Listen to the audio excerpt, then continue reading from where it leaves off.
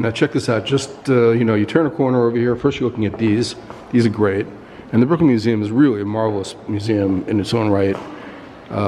It's not the Met, for sure not, but it has quite a few lovely things. But something like this, I've been to this museum 100 times. I've never seen this piece, and this is a fabulous piece. You just gotta love this elephant. This is I don't know where this came from. I'll look in a second, but it's a masterpiece. I mean, really, look at this guy with the tusks and the grandacity, if that's a word, of this thing. There's a guy up on the shoulders over here, two guys up on top.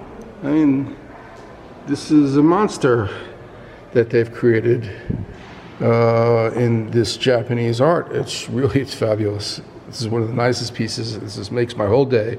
It makes me smile to see this, and I hope that you enjoy it also.